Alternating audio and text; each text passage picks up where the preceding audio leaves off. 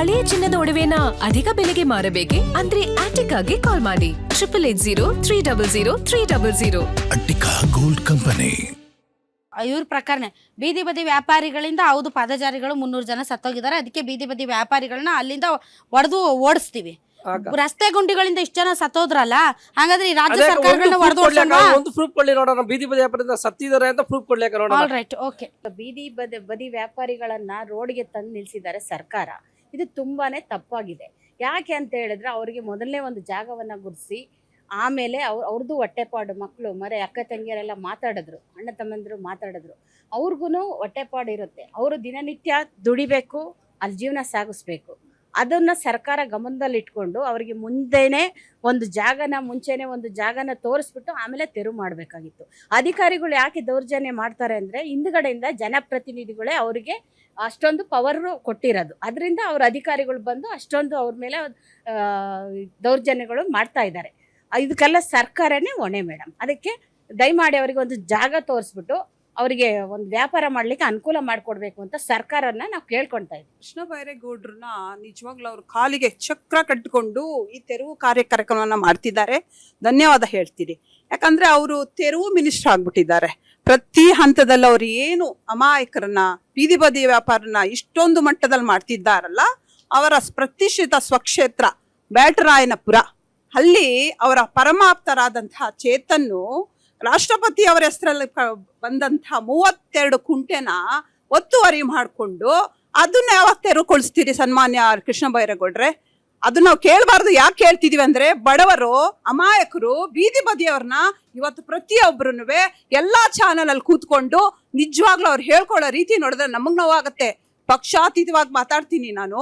ನಿಜವಾಗ್ಲೂ ಕೃಷ್ಣ ಬೈರೇಗೌಡ, ನಿಮ್ಮ ಸರ್ಕಾರ, ನಿಮ್ಮ ಡಿ ಕೆ ಶಿವಕುಮಾರ್ ಅಧಿಕಾರ ತೆಕ್ಕೊಂಡ್ಮೇಲೆ ಪ್ರತಿ ಹಂತದಲ್ಲೂ ಜನಗಳನ್ನ ದಿಕ್ಕು ತಪ್ಪಿಸ್ತಿದ್ದೀರಿ. ಫಸ್ಟ್ ಕಸ ವಿಲೇವಾರಿಯಲ್ಲಿ ಸ್ಟಾರ್ಟ್ ಆದಂತಹ ಇದು 134 ಕೋಟಿ ಅದು ಹೋಯ್ತು. ಬಿಡ್ದಿ ಪ್ರಕರಣ ಬಂತು, ಅದಕ್ಕೂ ಯಾವುದೇ ತಾರ್ಕಿಕ ಹಂತ ಬರ್ಲಿಲ್ಲ. ಈಗ ಬೀದಿ ಬದಿಯ ವ್ಯಾಪಾರಕ್ಕೆ ಬಂದಿದ್ದೀರಾ. ಇದನ್ನ ಎಲ್ಲಿ ಕರ್ಕೊಂಡು ಹೋಗ್ತೀರಾ? ನಿಜವಾಗ್ಲೂ ಒಂದೊಂದು ನಿಜ ಹೇಳ್ಬಿಡಿ ಸನ್ಮಾನ್ಯ ಡಿ ಕೆ ಶಿವಕುಮಾರ್ ಅವರೇ, ಎಷ್ಟು ಅಡಿ ರಸ್ತೆ ಇರ್ಬೇಕು? 30, 50, 60? ನೀವೇ ಹೇಳ್ಬಿಡಿ. ನೀವು ಮೊದ್ಲೇ ಇಲ್ಲಿನ ಮಿನಿಸ್ಟರ್ ಆಗಿದ್ದವರು ಅಲ್ವಾ? ನೀವ್ ಹೇಳಿದ್ರಿ ಎಷ್ಟೋ ಜನ ಸೊತ್ರು, ಯಾರೋ ಈ ಬೀದಿ ಬದಿಯ ವ್ಯಾಪಾರಿಗಳಿಂದ ಸೊತ್ರು. ಅದ್ರ ಸಂಖ್ಯೆ ಬೇಡ. ನಿಜವಾಗ್ಲೂ ಅದು ಸುಳ್ಳು. ಅವರು ಆದಂತಹ ಏನ್ ಮಾಡ್ತಾರೆ, ರೂಲ್ಸ್ ಗೊತ್ತಿಲ್ಲದೆ ಸೊತ್ತಿರ್ಬೋದು. ಯಾವುದೇ ಬೀದಿ ಬದಿಯ ವ್ಯಾಪಾರಸ್ಥರಿಂದ ಸೊತ್ತಿರಲ್ಲ ಅಂತ ಹೇಳಕ್ ಇಷ್ಟಪಡ್ತೀನಿ. ನಾನು PM ಸ್ವನಿಧಿಯಿಂದನೂ 10,000, 20,000, 50,000 ಲೋನು ತೊಗೊಂಡಿದ್ದೀನಿ. ಅದರಿಂದ ಏನಾಗುತ್ತೆ, ಬಡವರು ವ್ಯಾಪಾರಿಗಳಿಗೂ ಅನುಕೂಲ ಆಗುತ್ತೆ. ಭಾಳ ಜನ ತೊಗೊಂಡಿದ್ದಾರೆ. ಈಗೇನು ಒಂದು 80 ಲಕ್ಷ ತೊಗೊಂಡಿದ್ದಾರೆ ಅಂದ್ರೆ ಅದು ಆ್ಯಕ್ಚುಲಿ ಬರೀ ಬೀದಿ ವ್ಯಾಪಾರ ಇಲ್ಲ, ಬೇರೆ ಬೇರೆ ತೊಗೊಂಡಿದ್ದಾರೆ. ಅದನ್ನು ಕೊಟ್ಟಿದ್ದಾರೆ. ಲೋನ್ ಕೊಡೋ ಟೈಮಲ್ಲಿ ಅವರು ಟಾರ್ಗೆಟ್ ರೀಚ್ ಮಾಡೋಕ್ಕೋಸ್ಕರ ಕೊಟ್ಟಿದ್ದಾರೆ. ಬರೀ ಬೀದಿ ವ್ಯಾಪಾರಿಗಳು ತೊಗೊಂಡಿಲ್ಲ. ಅದರಲ್ಲಿ ಒಂದು ಈಗ ಸಮೀಕ್ಷೆ ವಿಚಾರದಲ್ಲಿ ಹೇಳಿದರೆ 27,000 ಜಿಲ್ಲೆ ಏನಕ್ಕೆ ಇದ್ರೆ, ಅವತ್ತಿನ ದಿವಸ ಆಟೋದಲ್ಲಿ ಎಲ್ಲ ಜೋನ್ಗಳನ್ನು ಸಹಿತ ಅನೌನ್ಸ್ ಮಾಡಿದ್ದಾರೆ. ಸಮೀಕ್ಷೆ ಮಾಡುವಾಗ ನಮ್ಮ ವ್ಯಾಪಾರಿಗಳು ಸ್ಪಂದಿಸಿಲ್ಲ ಆ ಟೈಮಲ್ಲಿ. ಇದು ಪ್ರಾಬ್ಲಮ್ ಆಗಿದೆ. ಮತ್ತೆ ರೀಸರ್ವೆ ಮಾಡಲಿ, ರಿಯಲ್ ವ್ಯಾಪಾರಿನ ಗುರುತಿಸಿ ಕೊಡ್ಲಿ. ಒಂದು ಪರ್ಯಾಯ ವ್ಯವಸ್ಥೆನೆ ಮಾಡಿದೇನೆ ತೆರವು ಮಾಡಿರೋದು ತಪ್ಪು. ಅದೆಲ್ಲ ಮೊದಲು ಆಗಬೇಕಾಗಿತ್ತು. ಸರ್ವೆ ಮಾಡಿ ಐಡೆಂಟಿ ಕಾರ್ಡ್ ಕೊಟ್ಟು ಆಮೇಲೆ ಒಂದು ಕಮಿಟಿ ಮಾಡಿ ಆಯ್ತು ಮೇಡಮ್, ಇನ್ನೊಂದು ಹೇಳ್ತೀನಿ. ಯಾರು ನೋಡಿ ಮೇಡಮ್ 2019 ಕಾರ್ಡ್ ಕೊಟ್ಟಿರೋದು ಇದು. ಇದಕ್ಕೆ ಒಂದು ವ್ಯವಸ್ಥೆ ಏನು ಮಾಡಲಿಲ್ಲ ಆ ಟೈಮಲ್ಲೇನೆ. ಯಾವುದೇ ಸರ್ಕಾರಗಳು ಇದ್ರ ಬಗ್ಗೆ ಇಂಪ್ಲಿಮೆಂಟ್ ಮಾಡಿಲ್ಲ. PVC ಎಲೆಕ್ಷನ್ ಮಾಡಿದಾರೆ ಅಷ್ಟೇ, ಅವ್ರನ್ನ ಸುಮ್ಮನೆ ಕೂರಿಸಿದ್ದಾರೆ ಕಾಟಾಚಾರಕ್ಕೆ. ಬಹಳ ನೋವಿದೆ ಮೇಡಮ್ ಅವರೇ. ಯಾಕಂದ್ರೆ ಬಿಸಿಲು, ಗಾಳಿ, ಮಳೆ ಅಂದಲೇ ನಾವೆಲ್ಲ ಬಹಳ ನೊಂದಿರೋ ಅಂತ ಜೀವ. ಈ ಜೀವಕ್ಕೆ ನೀವು ಮಾಧ್ಯಮದ ಮುಖಾಂತರ ಇವತ್ತು ಪ್ರತಿಯೊಂದು ಮಾಧ್ಯಮದ, ಅದರಲ್ಲೂ ಗ್ಯಾರಂಟಿ ಯೋಜನೆಯವರು ಮಾಡ್ತಿದ್ದೀರಾ. ಬಹಳ ಸಂತೋಷ ಮೇಡಮ್ ಅವರೇ. ಯಾಕಂದ್ರೆ ಖುದ್ದಾಗಿ ಬಂದ್ರೆ ನಿಮ್ಗೆ ನಮ್ಮ ನೋವನ್ನ ಇನ್ನೂ ತಿಳಿದಿಲ್ಲ ಮೇಡಮ್ ಅವರೇ ಯಾರಿಗೂ ಸರಿಯಾಗಿ. ಅದನ್ನ ನಿಮ್ಮ ಮಾಧ್ಯಮ ಮುಖಾಂತರ, ಯಾಕಂದ್ರೆ ಪ್ರಾಕ್ಟಿಕಲ್ ಆಗಿ ನೀವು ಖುದ್ದಾಗೆ ಬಂದ್ರೆ ನಿಮ್ಗೆ ಇನ್ನೂ ಬಹಳ ನೊಂದಿರುವಂತ ಜೀವಗಳು ಮೇಡಮ್ ಅವರೇ ಬೀದಿ ಬದಿ ವ್ಯಾಪಾರಿಗಳು. ಯಾಕಂದ್ರೆ ನಾವು ಮುಖನೂ ತೋರಿಸ್ತೇವೆ ಅಂತ ನೊಂದಿದೀವಿ ಮೇಡಮ್ ಅವರೇ. ರಾಧಕ ಬೆಂಗಳೂರಿನ ಮಹಾನಗರದ ಬಡ್ಜೆಟ್ ಗಾತ್ರ 1.5 ಲಕ್ಷ ಕೋಟಿ. ಬೆಂಗಳೂರಿನ ಮಹಾನಗರದ ಬಡ್ಜೆಟ್ ಗಾತ್ರ 1.5 ಲಕ್ಷ ಕೋಟಿ. ಕರ್ನಾಟಕದ ಇಡೀ ದೇಶದ ಏನಿವತ್ತು ಬೀದಿ ವ್ಯಾಪಾರಿಗಳ ಸಂಘ ಇದೆ, ಅವರು ಇವತ್ತು ಡಿಜಿಟಲ್ ಕರೆನ್ಸಿಯನ್ನ ಇಡೀ ದೇಶಕ್ಕೆ ಕೊಡ್ತಾ ಇರೋದು 780 ಕೋಟಿ. ಬೀದಿ ವ್ಯಾಪಾರಿಗಳಿಂದ 780 ಕೋಟಿ ರೂಪಾಯಿಗಳು ಡಿಜಿಟಲ್ ಕರೆನ್ಸಿ ರೂಪದಲ್ಲಿ ಸರ್ಕಾರಕ್ಕೆ ಸಲ್ಲಿಕೆ ಆಗ್ತಾ ಇದೆ. ಕರ್ನಾಟಕಕ್ಕೆ ಸಂಬಂಧಪಟ್ಟಂತೆ ಕೃಷ್ಣ ಬೈರೇಗೌಡ್ರೆ, ಇವತ್ತು ಬೆಂಗಳೂರಿನಲ್ಲಿ ನೀವು ಹೇಳ್ತಾ ಇದ್ದೀರಿ ಏನು ಇವತ್ತು ರಸ್ತೆಗಳಿದೆ, ದೊಡ್ಡ ದೊಡ್ಡ ರಸ್ತೆಗಳಿಂದ ನೀವು ಚಿಕ್ಕ ಚಿಕ್ಕ ರಸ್ತೆಗಳಿಗೆ ಹೋಗಿ ಅಂತ. ಸಿಎ ಜಾಗಗಳೇನಾದೋ? ಸಿಎ ಜಾಗಗಳೇನಾಯ್ತು ಕರ್ನಾಟಕದಲ್ಲಿ? ಸಿಎ ಜಾಗಗಳಿರೋದು ಏನಕ್ಕೆ?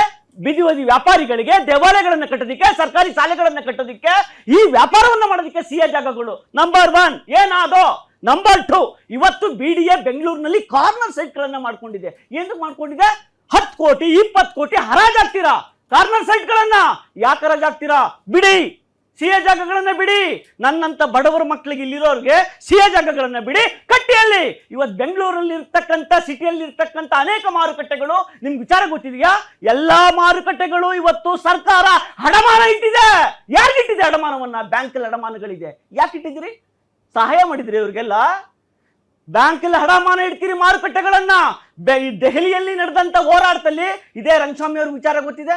ಏನು ಅಲ್ಲಿ ಬೀದಿ ಬದಿ ವ್ಯಾಪಾರಿಗಳು ಹೈಕೋರ್ಟ್ ಅನ್ನು ಕದ ತಡ್ದಾಗ, ಹೈಕೋರ್ಟ್ ಚಾಟಿ ಬೀಸಿದಾಗ, ಮಹಾನಗರ ಪಾಲಿಕೆಯ ಅವಧಿಯಲ್ಲಿ ಸುಮಾರು ಬರೋಬ್ಬರಿ 22 ಪಾಲಿಕೆಗಳನ್ನ ದೆಹಲಿ ಸರ್ಕಾರ ನಿರ್ಮಾಣ ಮಾಡ್ತು. ನೀವ್ಯಾಕೆ ನಿರ್ಮಾಣ ಮಾಡಲಿಲ್ಲ? ನೀವು ಆಡಾಡಕ್ಕಾಗುತ್ತೆ, ಪಾಲಿಕೆಗಳನ್ನ ನಿರ್ಮಾಣ ಮಾಡೋಕ್ಕಾಗಲ್ವಾ? ಸಿಎ ಜಾಗಗಳನ್ನ ಶ್ರೀಮಂತರು ವಶಪಡಿಸ್ಕೊಂಡು, ಓಹೋ ಯಾರ್ಯಾರು ಕೊಟ್ಟಿದ್ದೀರಾ, ಯಾರ್ಯಾರು ಬಾಯ್ಗೆ ಹಾಕಿದ್ದೀರಾ ಸಿಎ ಜಾಗಗಳನ್ನ? ಯಾವ ಇನ್ಸ್ಟಿಟ್ಯೂಷನ್ಸ್ಗಳು ಕೊಟ್ಟಿದ್ದೀರಾ? ಕಾರ್ನರ್ ಸೈಟ್ಗಳು ನಿಮಗೆ ಕೋಟಿ ಕೋಟಿ ಬೆಲೆ ಬಾಳ್ಬೇಕು. ಇವೆಲ್ಲವನ್ನ ತಪ್ಪುಗಳನ್ನ ನಿಮ್ಮಲ್ಲಿ ಇಟ್ಕೊಂಡು ಬಡವರ ಹೊಟ್ಟೆಯನ್ನ ಶೋಷಣೆ ಮಾಡೋ ಮುಖಾಂತರ ಬೆಳಿಗ್ಗೆ ಎದ್ದು ಯಾವಾಗ ವರ್ಚುವಲ್ ಮೀಟಿಂಗ್ ಅಲ್ಲಿ ಆ ಕಮಿಷನರ್ಗೆ ಬೈದ್ರಂತೆ ಕೃಷ್ಣ ಬೈರೇಗೌಡರು, ನಿಮ್ಮ ಬೈಗುಳದಿಂದ ಅವರು ಯಾರನ್ನ ಒಡ್ಡಾಡ್ಸಿದ್ರು ಅಂದ್ರೆ ಇಂಥ ಬಡವರ ಮೇಲೆ ಪ್ರಹಾರವನ್ನ ಮಾಡದಂತ BBMP ಅಧಿಕಾರಿಗಳು, ಪೊಲೀಸ್ ಇಲಾಖೆ. ಇವತ್ತು ನಾವು ಬರ್ಬೇಕು, ಎಳ್ನೀರು ಮಾತಾಡಿಸ್ತೆ, ಪುಟ್ ಬಾತಲ್ಲಿ ಎಳ್ನೀರು ಇಕ್ಕಿದ್ಯಾ, ಏನಿದು ಇದ್ರ ಇಂಪಾರ್ಟೆಂಟ್ ಹೇಳು ಅಂತ. 1,000 ತಿಂಗಳಿಗೆ ಪೊಲೀಸ್ ಇಲಾಖೆಗೆ 5 ಫ್ರೀ ಎಳ್ನೀರು, ಡೈಲಿ 5 ಫ್ರೀ ಎಳ್ನೀರು. ಇವ್ರ ಅಪ್ಪನ ಹೋಗಿ ಬೆಳೆದಿ ಕುಡಿಯಕ್ಕೆ ಹೇಳಿ ಪೊಲೀಸ್ ಇಲಾಖೆಗೆ.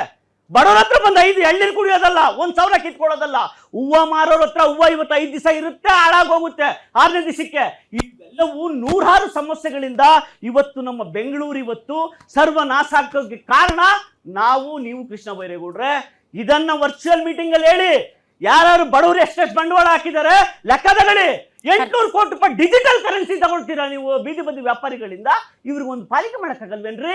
ನಿಮ್ ಯೋಗ್ಯತೆ ಅಲ್ವಾ? ನಂಬರ್ 1. ನಂಬರ್ 2 ಹೇಳ್ಬಿಡ್ತೀನಿ ಮೇಡಮ್, ಮೆಟ್ರೋ ಸ್ಟೇಷನ್ 100 ಲೆಟರ್ ಬರ್ತೀನಿ ಮೆಟ್ರೋ ಅಧಿಕಾರಿಗೆ. ಏನಂತ? ಮೆಟ್ರೋ ಸ್ಟೇಷನ್ ಅಲ್ಲಿ ಪಾರ್ಕಿಂಗ್ ಮಾಡ್ಕೊಂಡು ನೀವು ಅಗ್ಲು ದೊರಡೆ ಮಾಡ್ತೀರಾ ಮೆಟ್ರೋ ಅಧಿಕಾರಿಗಳು. ಪಾರ್ಕಿಂಗ್ ಲಾಟ್ ಅಲ್ಲಿ ಎಷ್ಟು ಅಗ್ಲು ದೊರಡೆ ಆಗ್ತಾ ಇದೆ ಮೆಟ್ರೋದಲ್ಲಿ. ಕೊಡಿ ಇವ್ರಿಗೆಲ್ಲ ರೀ. ನಿಮ್ಮ ಅಪ್ಪನ ಮನೆದಲ್ಲ ಮೆಟ್ರೋ, ನೀವೇನ್ ಬಂಡವಾಳ ಹಾಕಿಲ್ಲ, ಕೊಡಿ ಬಡವರಿಗೆ. ಮೆಟ್ರೋ ಸ್ಟೇಷನ್ಗಳಲ್ಲಿ ಯಾಕೆ ಕೊಡಲ್ಲ? ಮೆಟ್ರೋ ಅಧಿಕಾರಿಗಳು ಯಾಕೆ ಕೊಡಲ್ಲ? ಪಾರ್ಕಿಂಗ್ ಅಲ್ಲಿ ದುಡ್ಡು ಮಾಡ್ಬೇಕಾ ನೀವು? ರೈಲ್ವೆ ಸ್ಟೇಷನ್ಗಳಲ್ಲಿ ಟೆಂಡರ್ ಮಾಡ್ತೀರಾ? ಯಾರಪ್ಪಂದು ರೈಲ್ವೆ ಸ್ಟೇಷನ್? ಕೊಡಿಯಲ್ಲಿ ಬಡವರಿಗೆ.